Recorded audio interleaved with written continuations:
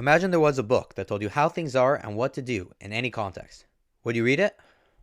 This is Jewish Life 101.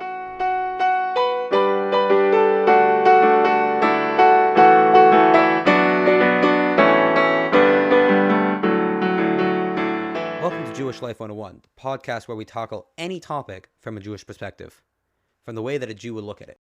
Today's podcast is the start of a 3-part series about why learn Torah. Torah is the 5 books of Moses, but also could be referring to the books of the Tanakh and the teaching of the sages which expound on those books, and also the decrees that the sages made to safeguard whatever it says in those books. All of this includes stories, laws, ethics, lessons, many different things. Now, the book of Moses, and even the major parts of the teaching of the sages, were sometime between 2,000 and 500 years ago. Why is it that there are thousands of Jews, tens of thousands of Jews, that learn Torah on a daily basis? We're going to lay out 6 reasons on why someone learns Torah, and by extension, the Jewish approach to learning Torah. Today we're going to start off with 2.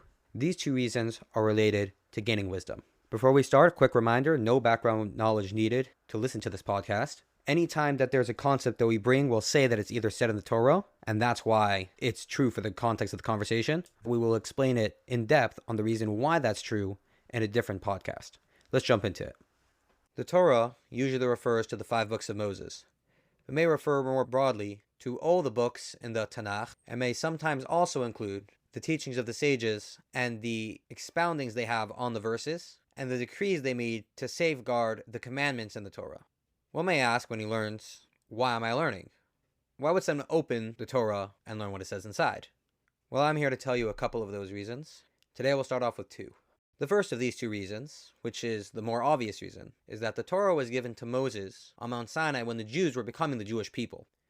At that time, God gave them a book, which was a guide towards what to do as the Jewish people. He gave them the commandments of what they should do. He gave stories which taught them the moral values they should have, etc. But Torah is more than just a manual. The second reason why someone would learn the Torah is because it has the knowledge of anything, of any context. For example, it would tell you how to be happy and what happiness even is. And it can also tell you the best strategy to use in war. That's a very bald statement. There's no person out there who knows all these things. And the Torah is a book of religion. It's not a book seemingly of general knowledge. Let me explain this statement.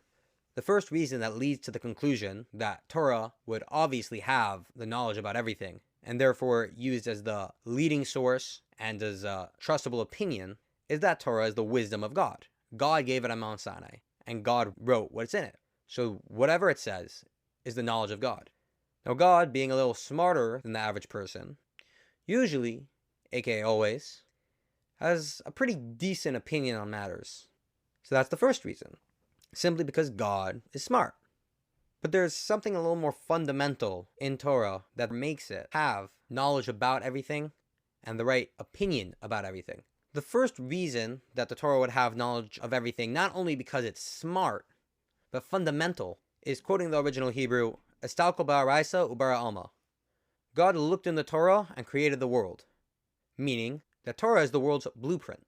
Imagine you had a building and you have the blueprint of the building. So number 1, if you want to know how anything is in the building, then you look at the blueprint.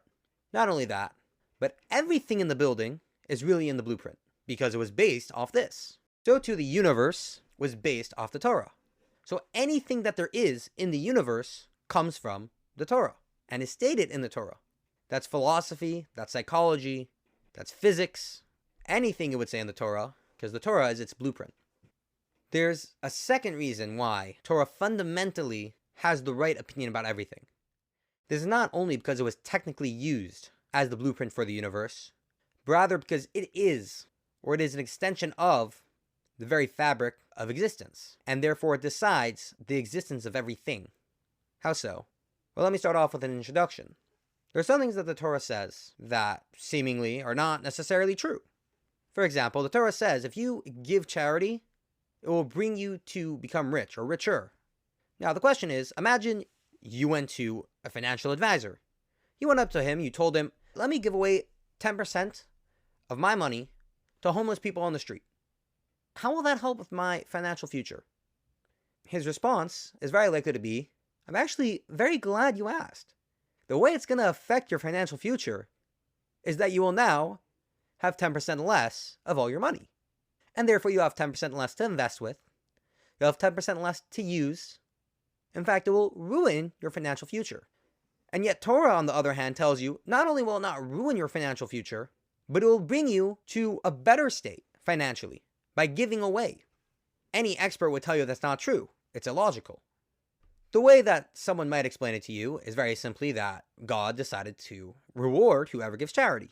But there's another answer that you'll find that a lot of Jews will tell you when you ask such a question on the Torah. They'll tell you that it's very simple. It's true because it says so in Teres Emes, meaning that it's true because it says so in the Torah of truth. Now, what is that supposed to mean? That means that Torah doesn't lie? Okay, fine. I might lie, or I might not lie. But even if I don't lie, I might be inaccurate. So let's say the Torah came to this conclusion, but who said that it's accurate in this conclusion? Basic logic would be arguing with what the Torah says. So in order to understand what this sentence means, that the reason why what Torah says is true is because Torah is true, we have to understand what truth means in this context. You see, when Torah says that something is true, it says that it's true in all contexts.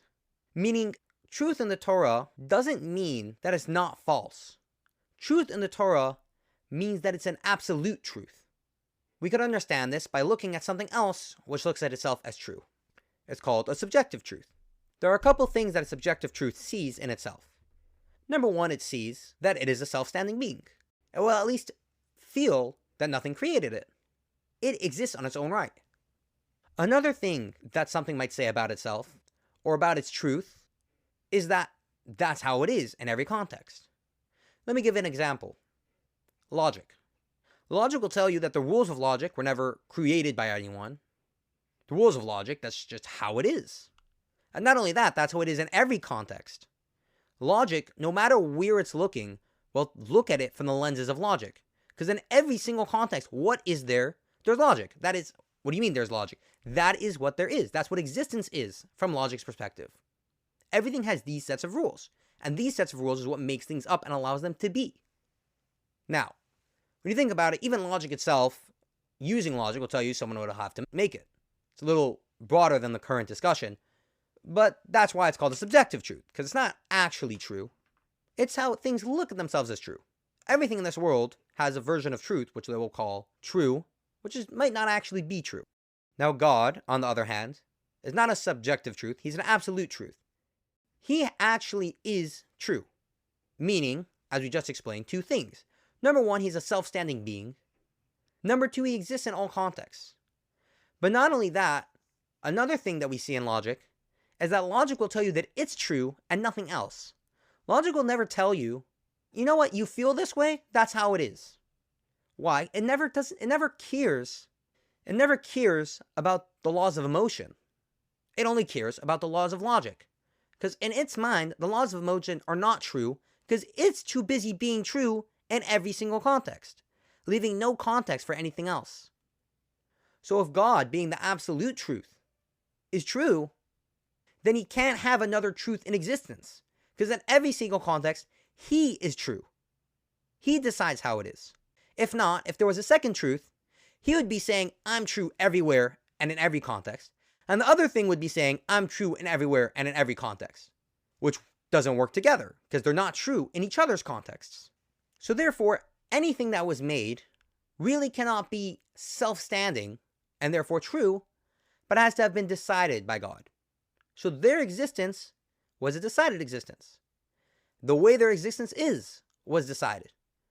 Their rules, limits, and their version, their thoughts of what's true, that was also decided. Now, how does this relate to us in Torah? Okay, fine. What God says is how things are. We're taught in Judaism that Torah, being the wisdom of God, is one with God. Because it says that God and his wisdom are one. And therefore Torah, being the wisdom of God, is one with God. Therefore, Torah adapts the attributes of God. One of the attributes of God is truth. Which means that when Torah says something, Torah decides the existence of the other thing. And it overrules the rules of the other concept. Let's bring this back to our example with charity. There was the Torah's opinion that it will bring you profit. And then there's the expert and the basic logic opinion, which is that it will very, very likely just take away part of your money. But now with our new perspective, we can look at it almost like a game. Imagine there was a game that you created. There's rules to the game, yes. But imagine I decided to break the rules. Let's say instead of going 1 space, I went 2 spaces. Every expert at the game would tell you that that's not allowed. That can't happen. I can't go 2 spaces if I was only spun the capability of going 1 space. But someone looking from the outside, and you yourself will say, yeah, according to its rules, I can't go 2 spaces. But I made the rules, so I can change its rules, and I know that the rules are made up. So me being bigger than its rules can surpass its rules. So if I decided to also change the rules, I can make it that I go 2 spaces. So too over here. The experts, they're not looking at how it is. They're looking at the rules that man has seen based off observing it. Based off observing how wealth works, giving away money, logically, doesn't get you back more money. But Torah is not playing by the rules of money or logic. Torah decided the rules of money and logic. And Torah decided how this thing is. So if Torah says that in this context we're going past the rules, Torah could surpass the rules. Because what Torah says is true. What Torah says actually is. What anything else is was decided. And something greater than the thing that was decided can break its rules. Especially the thing that decided it. I'd like to point out that this concept, that Torah has the correct opinion about any concept, is not the reason why a Jew would learn Torah, but rather a perspective a Jew has about Torah. A Jew can approach Torah knowing that what he's learning is true. A Jew can approach someone who knows Torah and ask him Torah's opinion, not only about Judaism, but about other concepts. And in fact, we have books written on Torah's opinion about concepts outside of Torah. Because we know to approach Torah that what it says is true. So although this second reason may not be a reason why we should learn Torah, or why a Jew does learn Torah, the first reason, which we said, seems to be a very solid reason. The Torah was given for us to know what the mitzvos are, to know what to do as a Jew. But Torah is not just a book of information, neither religious information, nor information in general. Torah is deeper than that. But for now, I'd like to wish you an amazing, wonderful day. I'll see you next time on Jewish Life 101. Did you enjoy today's episode? Feel free to share with a friend. Here at Jewish Life 101, we spend many hours on every single episode, and it's all with your support. Just click the link in the description to find out more, and we'll see you next time on Jewish Life 101.